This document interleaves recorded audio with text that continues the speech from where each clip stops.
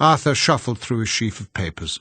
"It was just after the message about the flowers you are to send to your aunt," Mrs. Montague said. "Planchette has a control named Marigot," she explained, "and Marigot takes a genuine personal interest in Arthur, brings him word from relatives and so on." "Not a fatal illness, you understand," Arthur said gravely. "Have to send flowers, of course, but Marigot is most reassuring." "Now," Mrs. Montague selected several pages and turned them over quickly. They were covered with loose, sprawling, pencilled words, and Mrs. Montague frowned, running down the pages with her finger. "Here," she said. "Arthur, you read the questions and I'll read the answers. That way it will sound more natural." "Off we go," Arthur said brightly and leaned over Mrs. Montague's shoulder. "Now, let me see. Start right about here? With who are you?" "Righto. Who are you?" "Nell," Mrs. Montague read in her sharp voice, and Eleanor and Theodora and Luke and the doctor turned, listening. "Nell who?" "Eleanor. Nellie. Nell. Nell."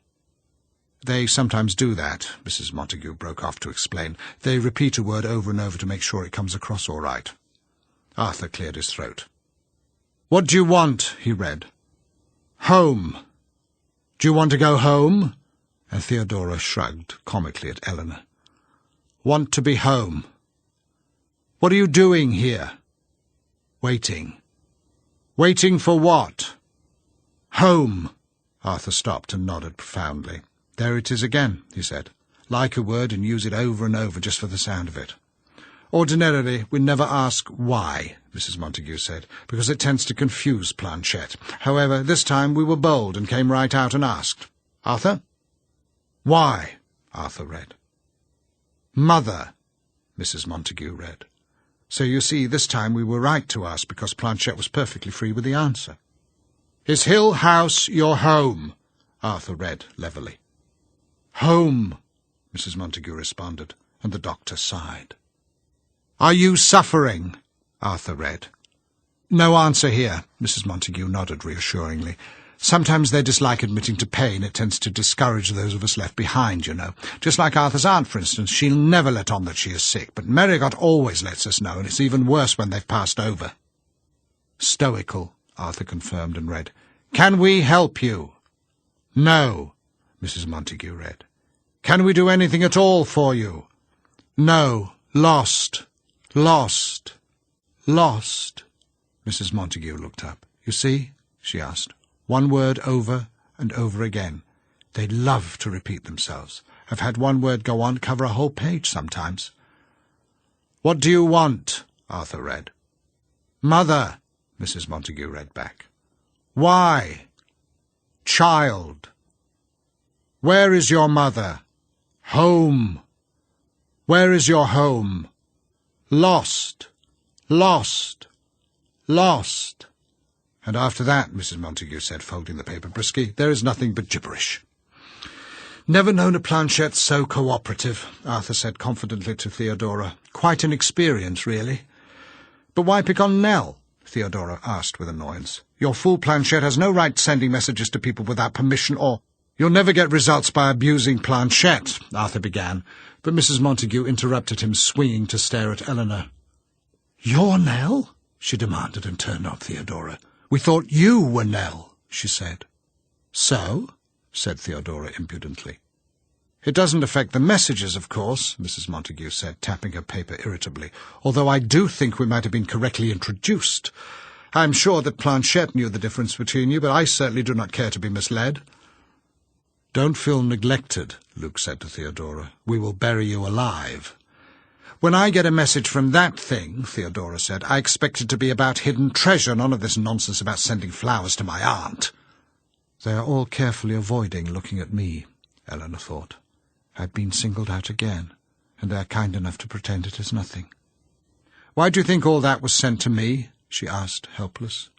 "Really, child," Mrs. Montague said, dropping the papers on the low table, "I couldn't begin to say, although you are rather more than a child, aren't you? Perhaps you are more receptive psychically than you realise, although," and she turned away indifferently, "how you could be, a week in this house and not picking up the simplest messages from beyond. That fire wants stirring." "Nell doesn't want messages from beyond," Theodora said comfortingly, moving to take Eleanor's cold hand in hers. Nell wants her warm bed and a little sleep. Peace, Eleanor thought concretely. What I want in all this world is peace. A quiet spot to lie and think. A quiet spot among the flowers where I can dream and tell myself sweet stories. I, Arthur said richly, shall make my headquarters in the small room just this side of the nursery, well within shouting distance. I shall have with me a drawn revolver. Do not take alarm, ladies, I am an excellent shot, and a flashlight, in addition to a most piercing whistle. I shall have no difficulty summoning the rest of you in case I observe anything worth your notice, or I require company. You may all sleep quietly, I assure you. Arthur, Mrs. Montague explained, will patrol the house. Every hour regularly he will make a round of the upstairs rooms. I think he need hardly bother with the downstairs rooms tonight, since I shall be up here. We have done this before many times. Come along, everyone.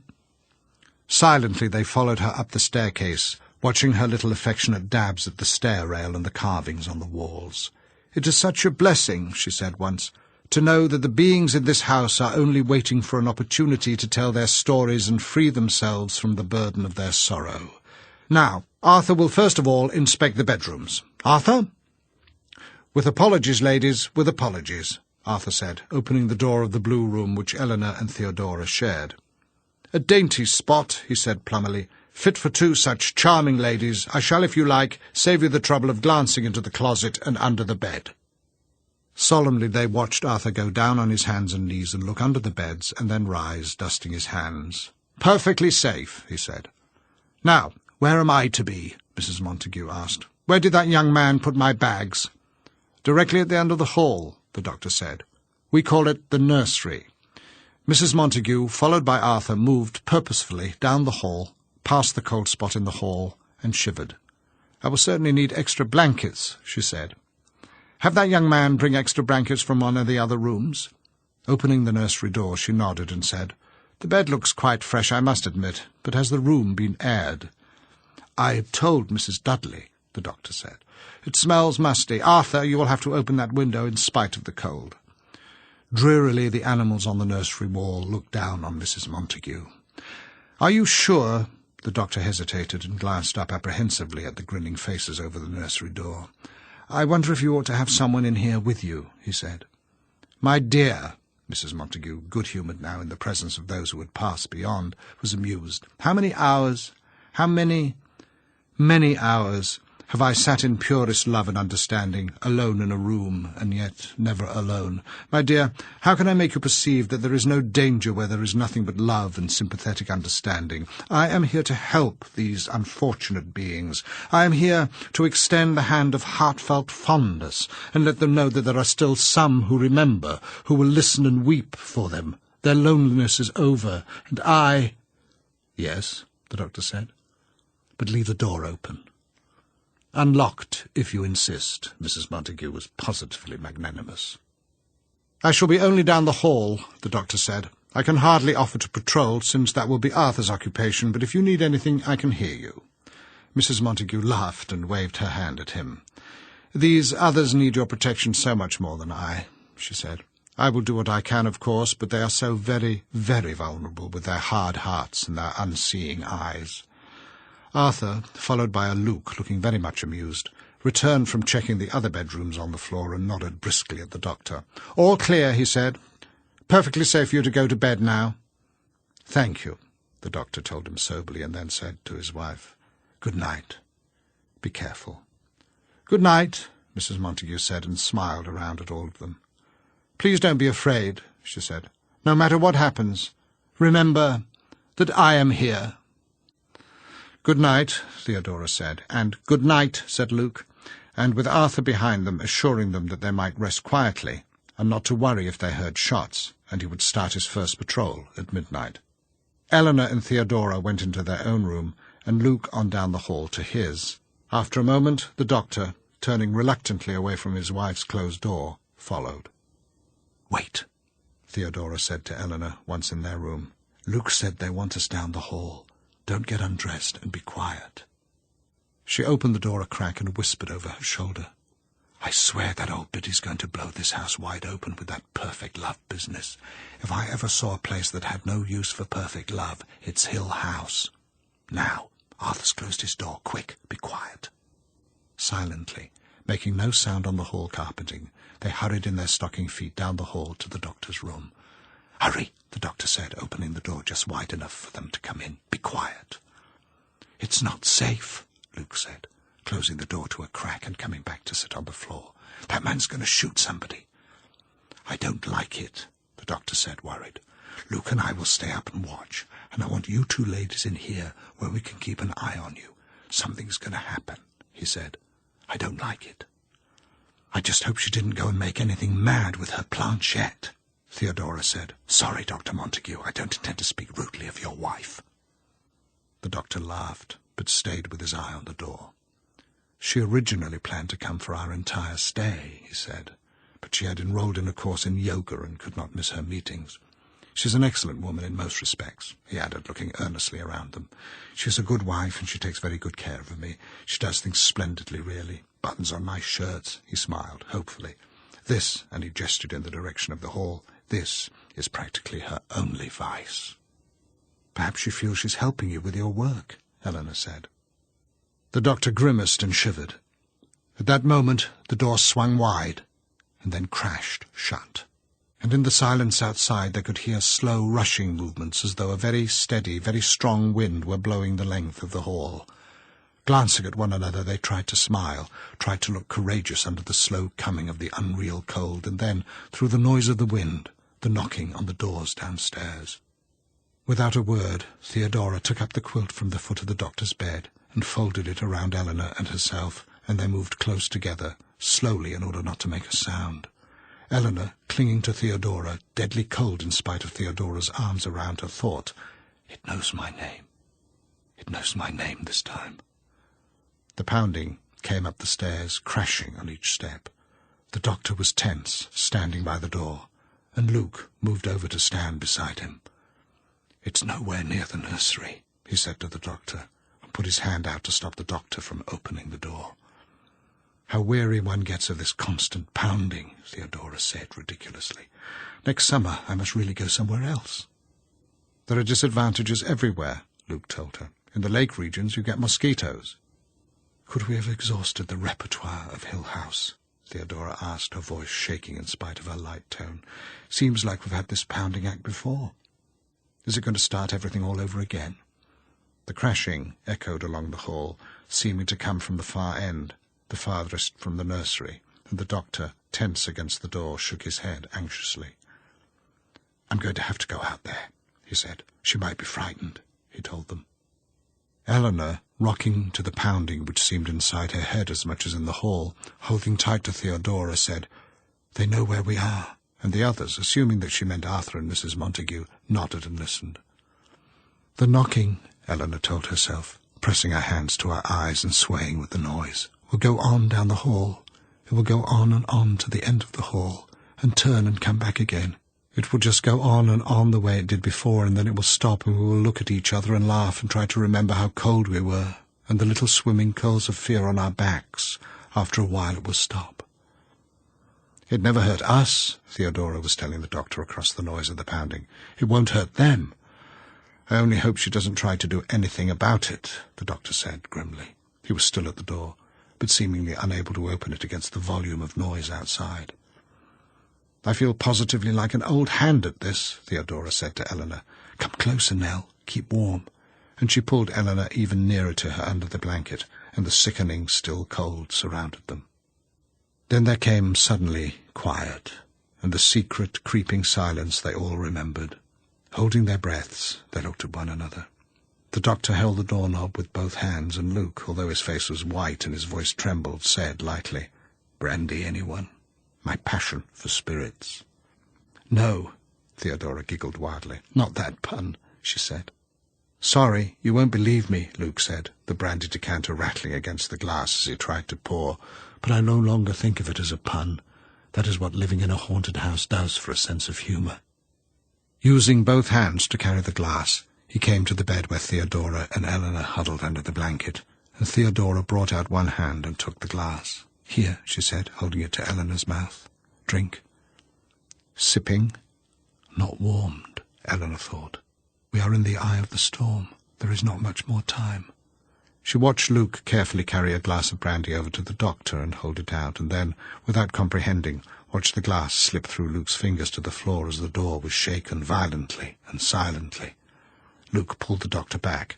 The door was attacked without sound, seeming almost to be pulling away from its hinges, almost ready to buckle and go down, leaving them exposed. Backing away, Luke and the doctor waited, tense and helpless. "It can't get in," Laura was whispering over and over, her eyes on the door. "It can't get in. Don't let it get in. It can't get in." The shaking stopped.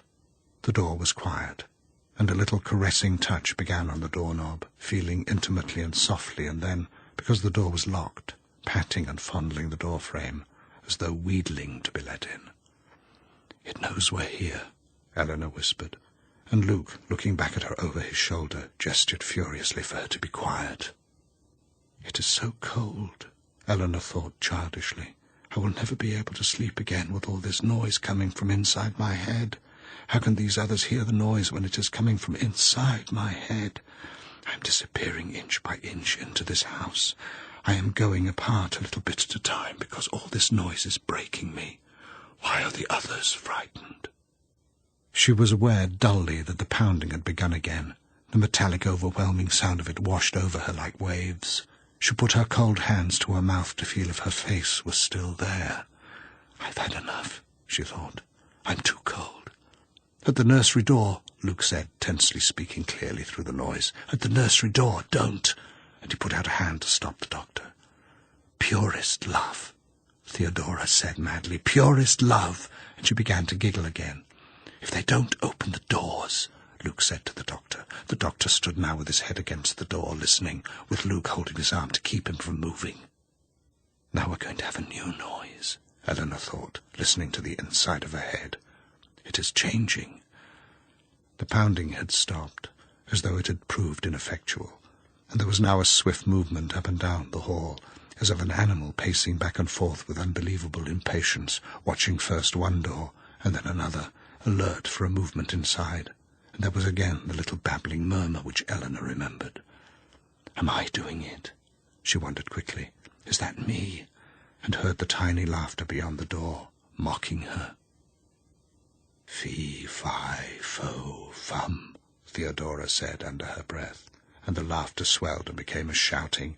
"It's inside my head," Eleanor thought, putting her hands over her face. "It's inside my head, and it's getting out, getting out, getting out." Now the house shivered and shook, the curtains dashing against the windows, the furniture swaying, and the noise in the hall became so great that it pushed against the walls. They could hear breaking glass as the pictures in the hall came down, and perhaps the smashing of windows. Luke and the doctor strained against the door as though desperately holding it shut, and the floor moved under their feet. "We're going, Eleanor thought, and heard Theodora say far away, "The house is coming down." She sounded calm and beyond fear. Holding to the bed, buffeted and shaken, Eleanor put her head down and closed her eyes and bit her lips against the cold, and felt the sickening drop as the room fell away beneath her, and then right itself, and then turned, slowly swinging. "God Almighty," Theodora said, and a mile away at the door, Luke called the doctor and held him upright. "Are you all right?" Luke called, back braced against the door, holding the doctor by the shoulders. "Theo, are you all right?" "Hanging on," Theodora said. "I don't know about Nell." "Keep her warm," Luke said far away. "We haven't seen it all yet." His voice trailed away. Eleanor could hear and see him far away in the distant room where he and Theodora and the doctor still waited. In the churning darkness where she fell endlessly, nothing was real except her own hands white around the bedpost. She could see them, very small, and see them tighten when the bed rocked and the wall leaned forward and the door turned sideways far away. Somewhere there was a great shaking crash as some huge thing came headlong. It must be the tower, Eleanor thought, and I supposed it would stand for years. We are lost, lost. The house is destroying itself.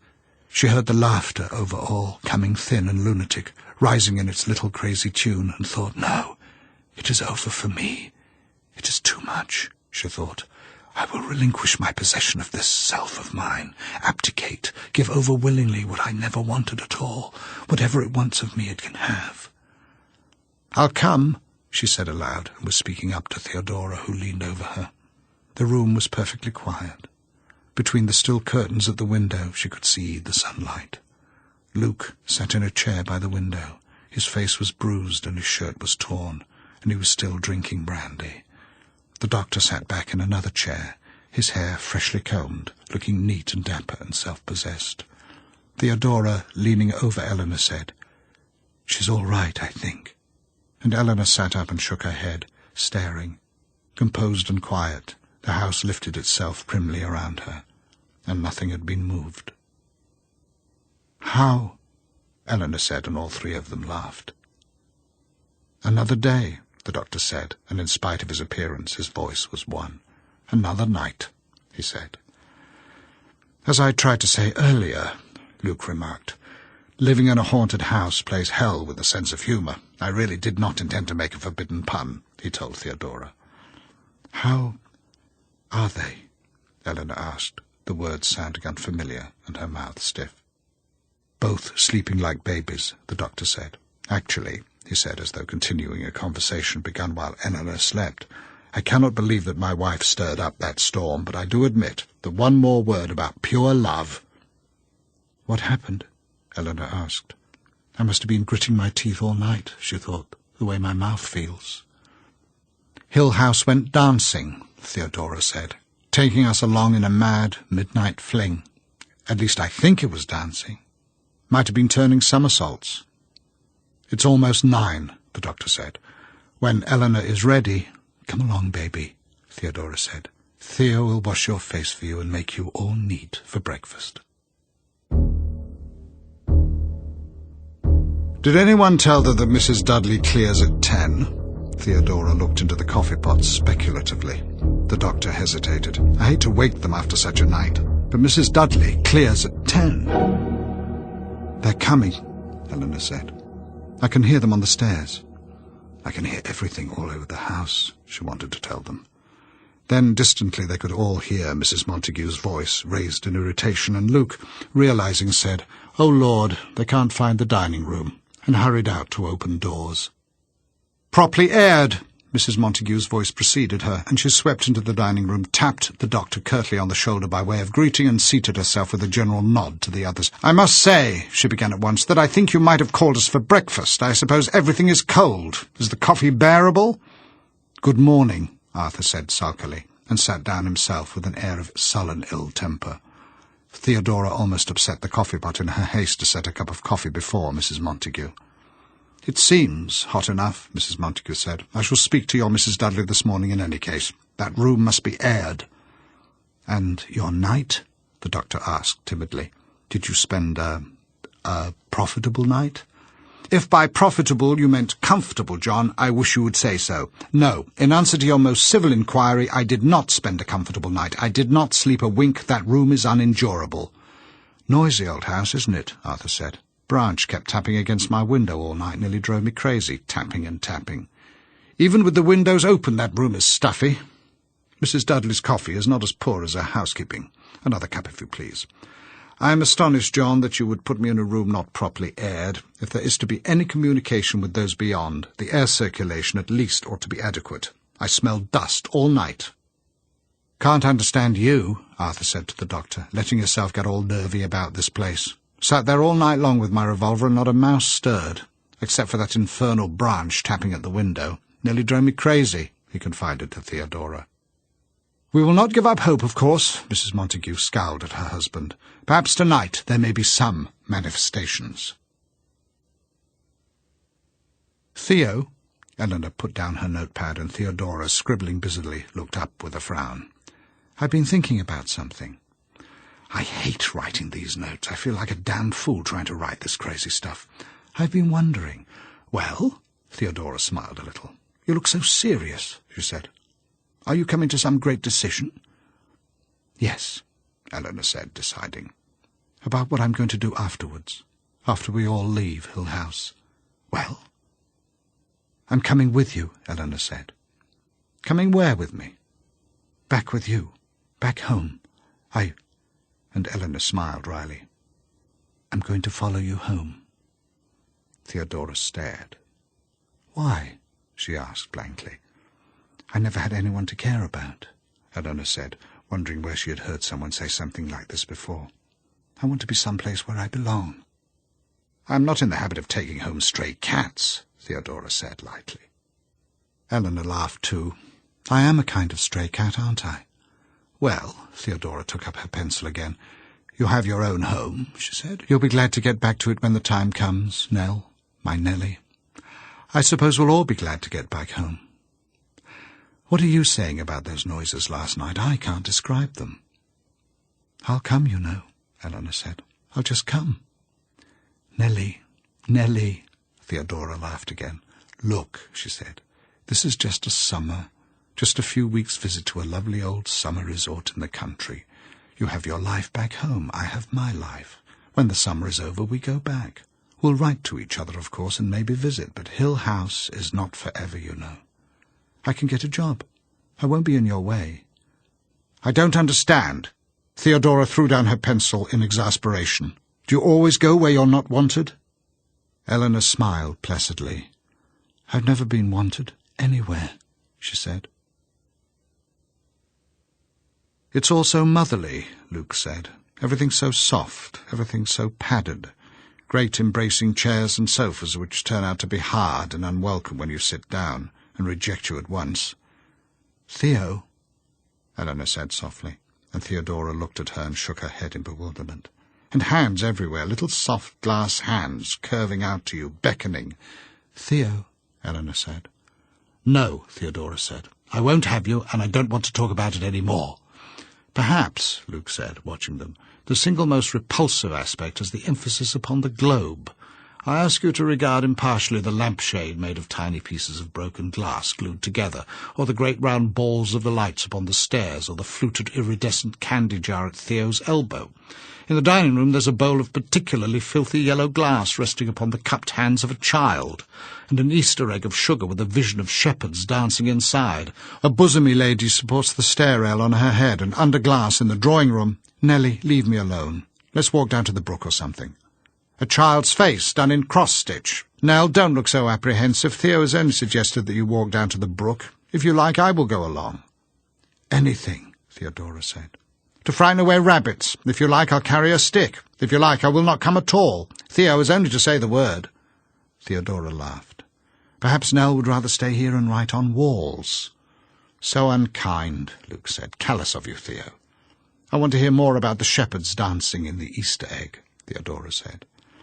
A world contained in sugar. 6 very tiny shepherds dancing, and a shepherdess in pink and blue reclining upon a mossy bank enjoying them. There are flowers and trees and sheep, and an old goatherd playing pipes. I would like to have been a goatherd, I think. If you were not a bullfighter, Theodora said. If I were not a bullfighter.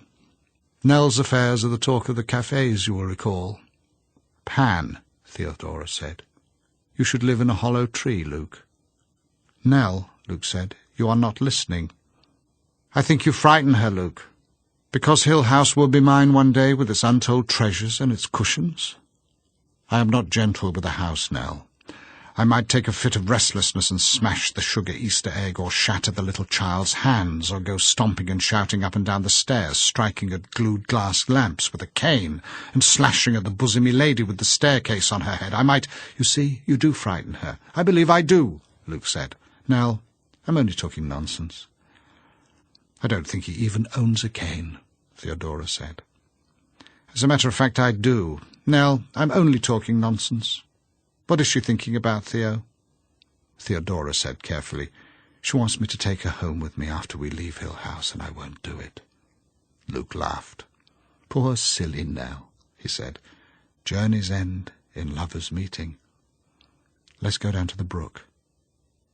A mother house, Luke said as they came down the steps from the veranda to the lawn.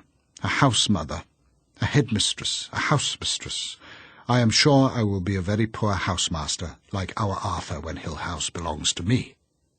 I can't understand anyone wanting to own Hill House, Theodora said, and Luke turned and looked back with amusement at the house. "You never know what you're going to want until you see it clearly," he said. "If I never had a chance of owning it, I might feel very differently. What do people really want with each other? As Nell asked me once, what use are other people?" "It was my fault my mother died," Eleanor said.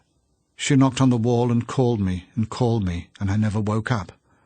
I ought to have brought her the medicine. I always did before, but this time she called me, and I never woke up." "You should have forgotten all that by now," Theodora said. "I've wondered ever since if I did wake up. If I did wake up and hear her, and if I just went back to sleep, it would have been easy, and I've wondered about it." "Turn here," Luke said. "If we're going to the brook." "You worry too much, Nell. You probably just like thinking it was your fault." "It was going to happen sooner or later in any case," Eleanor said. "But of course, no matter when it happened, it was going to be my fault." "If it hadn't happened, you would never have come to Hill House." "We go single file along here," Luke said. "Nell, go first." Smiling, Eleanor went on ahead, kicking her feet comfortably along the path. "Now I know where I'm going," she thought. "I told her about my mother, so that's all right. I will find a little house, or maybe an apartment like hers. I will see her every day, and we will go searching together for lovely things, gold-trimmed dishes and a white cat, and a sugar Easter egg, and a cup of stars. I will not be frightened or alone any more. I will call myself just Eleanor." "Are you two talking about me?" she asked over her shoulder. After a minute, Luke answered politely, "A struggle between good and evil for the soul of Nell. I suppose I will have to be God, however." "But of course she cannot trust either of us," Theodora said, amused. "Not me, certainly," Luke said. "Besides, Nell," Theodora said, "we were not talking about you at all, as though I were the games mistress," she said, half angry to Luke. "I've waited such a long time," Eleanor was thinking. "I have finally earned my happiness." She came, leading them, to the top of the hill, and looked down to the slim line of trees they must pass through to get to the brook. "They are lovely against the sky," she thought, "so straight and free." Luke was wrong about the softness everywhere, because the trees are hard, like wooden trees. They are still talking about me, talking about how I came to Hill House and found Theodora, and now I will not let her go. Behind her she could hear the murmur of their voices, edged sometimes with malice, sometimes rising in mockery, sometimes touched with a laughter almost of kinship, and she walked on dreamily, hearing them come behind. She could tell when they entered the tall grass a minute after she did, because the grass moved hissingly beneath their feet, and a startled grasshopper leaped wildly away. "I could help her in her shop," Eleanor thought. "She loves beautiful things, and I would go with her to find them. We could go anywhere we pleased, to the edge of the world if we liked, and come back when we wanted to. He is telling her now what he knows about me, that I'm not so easily taken in, that I had an oleander wall around me, and she is laughing because I am not going to be lonely any more. They are very much alike, and they are very kind. I would not really have expected as much from them as they are giving me. I was very right to come, because journeys end in lovers' meeting." She came under the hard branches of the trees, and the shadows were pleasantly cool after the hot sun on the path. Now she had to walk more carefully because the path led downhill. There were sometimes rocks and roots across her way. Behind her their voices went on, quick and sharp, and then more slowly and laughing. "I will not look back," she thought happily, "because then they would know what I am thinking. We will talk about it together some day, Theo and I, when we have plenty of time. How strange I feel," she thought, coming out of the trees onto the last steep part of the path going down to the brook. "I am caught in a kind of wonder. I am still with joy. I will not look around until I come next to the brook, where she almost fell the day we came. I will remind her about the golden fish in the brook, and about our picnic." She sat down on the narrow green bank and put her chin on her knees. "I will not forget this one moment in my life," she promised herself, listening to their voices and their footsteps coming slowly down the hill. "Hurry up," she said, turning her head to look for Theodora. And was silent. There is no one on the hill, nothing but the footsteps coming clearly along the path, and the faint, mocking laughter. "Who?" she whispered. Who? She could see the grass go down under the weight of the footsteps. She saw another grasshopper leap wildly away, and a pebble jar, and a roll, and she heard clearly the brush of footsteps on the path, and then, standing back hard against the bank, heard the laughter very close. "Eleanor! Eleanor!" And she heard it inside and outside her head. This was a call she had been listening for all her life. The footsteps stopped, and she was caught in a movement of air so solid that she staggered and was held. "Eleanor! Eleanor!" She heard through the rushing of air past her ears. "Eleanor! Eleanor!" And she was held tight and safe.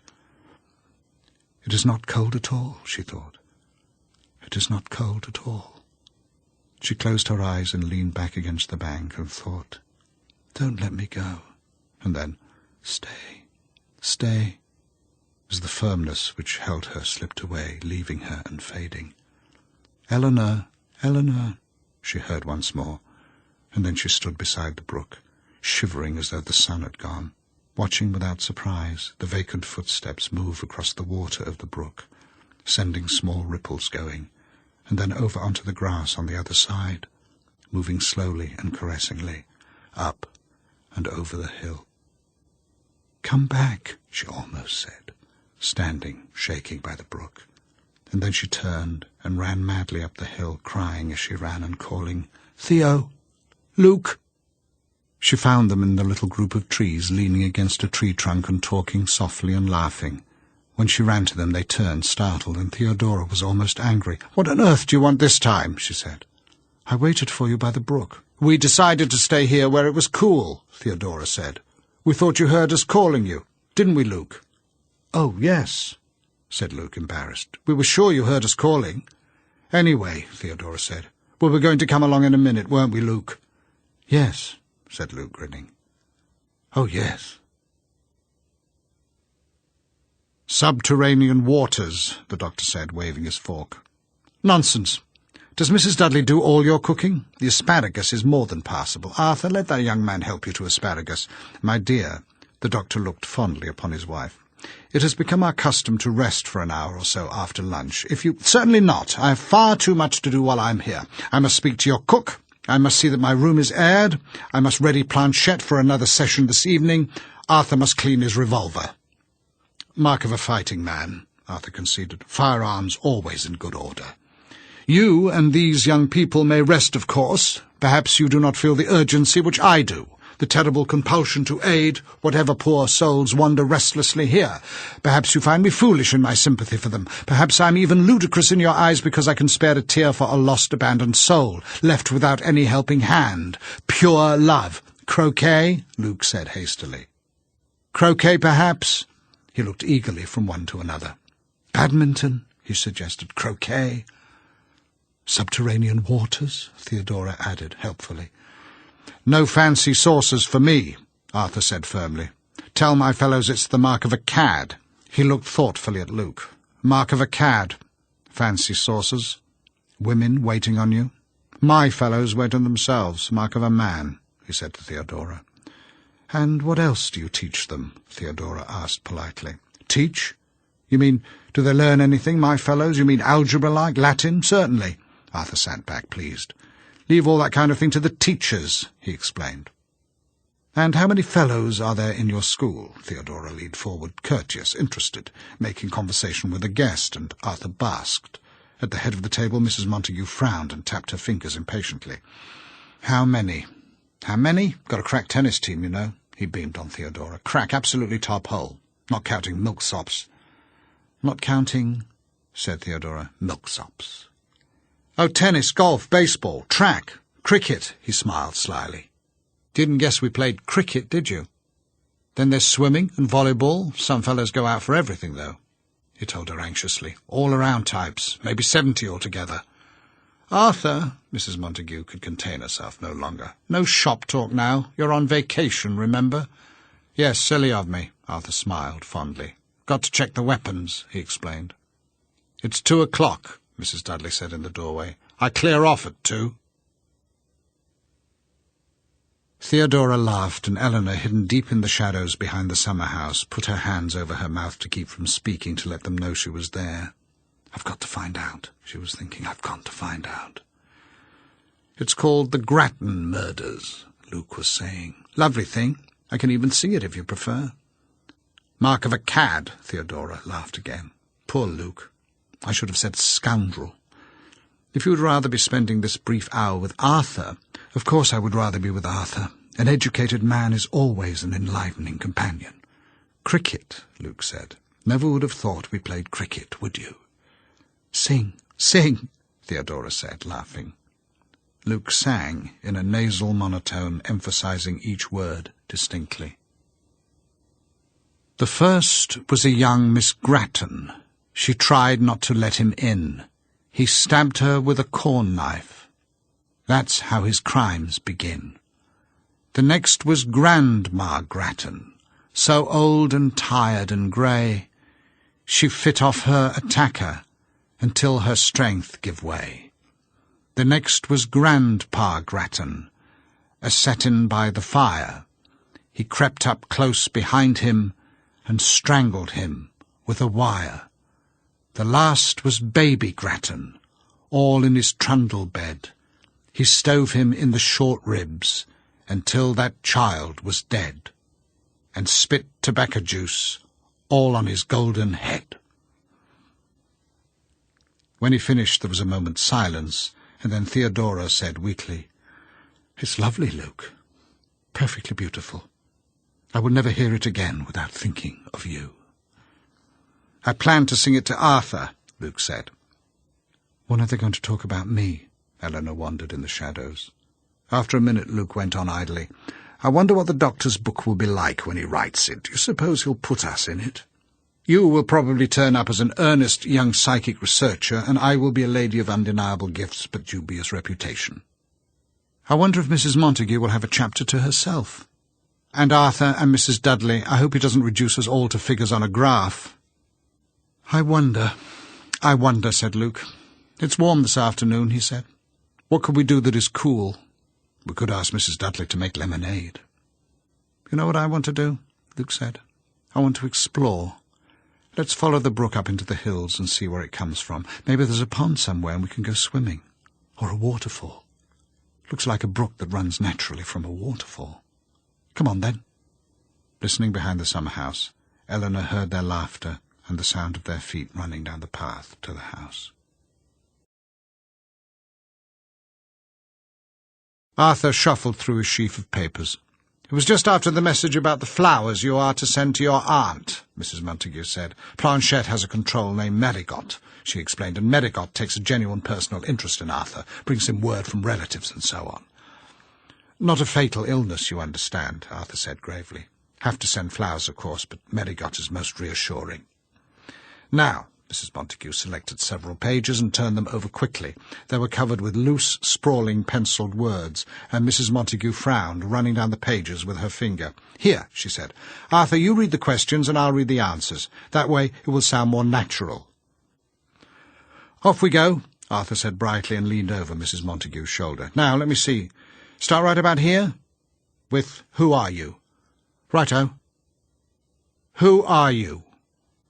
"Nell," Mrs. Montague read in her sharp voice, and Eleanor and Theodora and Luke and the doctor turned, listening. "Nell who?" "Eleanor. Nellie. Nell. Nell." "They sometimes do that," Mrs. Montague broke off to explain. "They repeat a word over and over to make sure it comes across all right." Arthur cleared his throat. "What do you want?" he read. "Home. Do you want to go home?" And Theodora shrugged comically at Eleanor. "Want to be home. What are you doing here?" "Waiting." "Waiting for what?" "Home." Arthur stopped and nodded profoundly. "There it is again," he said. "Like a word and use it over and over just for the sound of it." "Ordinarily, we never ask why," Mrs. Montague said, "because it tends to confuse Planchette. However, this time we were bold and came right out and asked. Arthur?" "Why?" Arthur read. "Mother," Mrs. Montague read. So you see, this time we were right to ask, because Planchette was perfectly free with the answer. "Is Hill House your home?" Arthur read levelly. "Home," Mrs. Montague responded, and the doctor sighed. "Are you suffering?" Arthur read. No answer here, Mrs. Montague nodded reassuringly.